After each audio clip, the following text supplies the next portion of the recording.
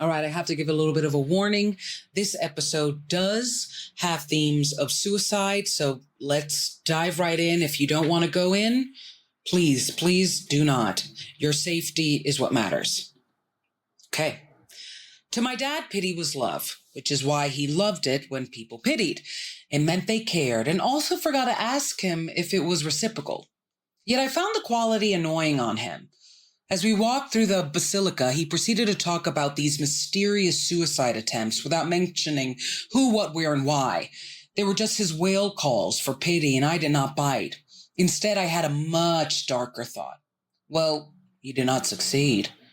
When your abuser is in church with you, at a weekend trip to see if you can reconcile, and decides to invent suicide attempts, it is annoying. First, my dad knew I had two of my own, and I had details. With that in mind, he tossed the line like it was a Pikachu at a Pokemon match, and then proceeded to move on to another self-pitying conversation. I was instantly annoyed because the weekend was about him trying to prove that a decade without me in his life made him realize he should have been better to me when I was in it. Instead, he could not stop talking about either A, spoiling his other family, B, childhood traumas that were so old and stale they might have been at the inauguration of the Basilica 700 years ago. It was overwhelming me because my father only gave me around 20 minutes to say what over 20 years of his abuse had done to me before he felt too uncomfortable and started making fun of a gardener that accidentally hosed himself. No joke. He literally interrupted me to laugh at a gardener, and I was midway discussing the time he abandoned me day one in my master's program by cutting the first bank account he opened to fund my education. Yet I digress. As we walked around with families by the dozens, lighting candles to saints, the thought permeated my brain. What if he had succeeded and done so when I was a child? My conclusion was right, but tragic. My life would have been so much better. The fact that my dad wanted pity from me was another red flag for his lack of remorse. You do not want pity from your victim if you are handing them a genuine apology. What you want is mercy, a form of love born from forgiveness that you humbly request. My dad did none of the above. Yet my father oddly wanted me to talk him off of a ledge he was never on. And in truth, I had every right to push him off. This was the man that verbally, mentally, emotionally, and financially abused me for over 2 decades, and he was informing me I could have been rid of him sooner? Even if it was by his own hands, it meant a few less years of crying myself to sleep so much, eventually I tried to end me. The moment stood out to me for 2 reasons. First, my dad forgot I'd had my own attempts and was not going to bring it up. I have never once trauma bonded with someone and walked away feeling like they understood how I needed to be loved over how I did not want to be hurt. So I was not bringing it up. Second, it was a moment when we had no compassion for each other. I would have felt relieved to have had him out of my life so much sooner. And it was so clear he did not care about mine. The thought felt dark and even too sinful for a church. Within days, my dad would be sending me a "you deserved a better father" text. That was the last thing he would say, and it pissed me off. You deserved better is what you text your ex-wife after finalizing the details of your divorce. Not to break up with your daughter. It was such a cop-out statement because I was the only child my father decided to abuse and not pity. So this was a really hard episode for me to write and relive because I was very bothered by the fact that I was not moved by my dad. And you don't know my dad. He's somebody that really, really, really loves when people feel bad for him, and he will just say anything. So when he said, I tried to end me twice, it was so tossable. But it landed on me because A, it meant he didn't remember my own attempts, and B, this weekend was about me, about him showing humility, about him trying to make up for all the abuse he had caused me and kind of show that he's not that person anymore. He is a better human being. That abuser is in the past. But one of the hardest The hardest thing to accept about my father was that he would never grow. He would never change. He would never become a better person, because people who like to be pitied, they are people that usually see life according to images. Who really does want to be pitied? There's something about that that's just not tasty unless you go for the superficial and the superfluous. And my dad did. He was not a good human being, but he understood that enough that he would always try to look good, even if it was at the cost of me and my own well-being. So when he brought that up, I was like, oh, wow, he doesn't remember. And then he just moved on in conversation.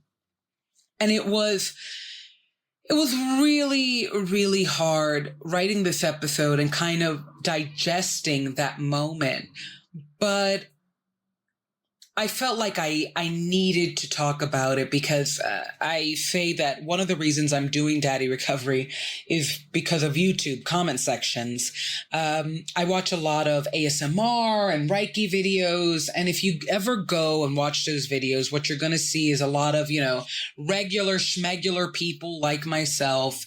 And they're talking about their traumas and their feelings, and they're they're writing their elaborate stories of pain. And I cry, and it makes me feel so less alone and admirable and angry at the same time, because sometimes I really do wish I was alone in my pain, and to see how common it is, my story. I think men who have multiple families, like my father, I don't even know if I know all of my siblings, but I do know that he was consistently telling me about how well and how lavishly he was treating his other family, and then proceed to berate me spiritually and make fun of me, call me names, yell at me, make me cry, come up with some scheme for me to lose money, that instance where he opened up a bank account and he took me to the bank. And he said, this is a part of our new era, something that he would say often when he was on a redemption arc for no one. And he said, I'm going to pay for your master's program. I had gotten a scholarship, but nobody gets a full scholarship to master's programs. And it was abroad. And the day I landed abroad, I went to get out money and the bank account was closed. And my father blocked me in email. And I was emailing him. My mother called him, and suddenly I get an email back. And my mother said what the email said. And it was basically, you misunderstood. I never said I would pay for your master's. How could you be so selfish? Those things are expensive, and you've got to earn your way. And I cried. I cried so hard, because I know my father can do better.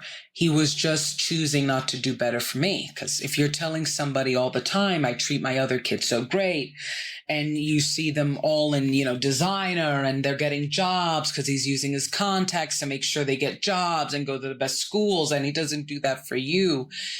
What he's showing you is, I don't choose you. I don't love you. I don't want you to get better. I actually want you to suffer. And I have an upcoming episode where I call my dad Ted Bundy, and you'll see why. But to give you an excerpt, I feel like my dad used me as the only one he could actually unleash his darkness on, because it doesn't leave. It's there, and it's scratching the walls. Like, I want to be mean. I want to be mean. I want to be mean. But if I'm mean to these people, he was very scared of his other wife. He said that she would get him arrested, that she was very evil, that she was ugly inside and out. And I felt like what you're telling me is that you respect fear. You don't respect love.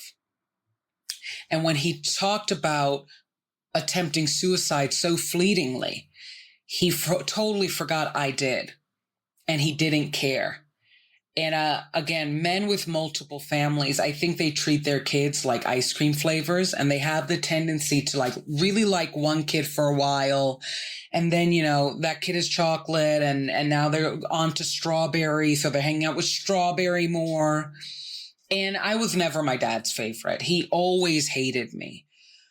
But it took me a while, it does a lot of people, to kind of understand that it's not my fault, but understand also that he was evil, and be allowed to say that to myself, because he was so adamant that he was not a bad guy.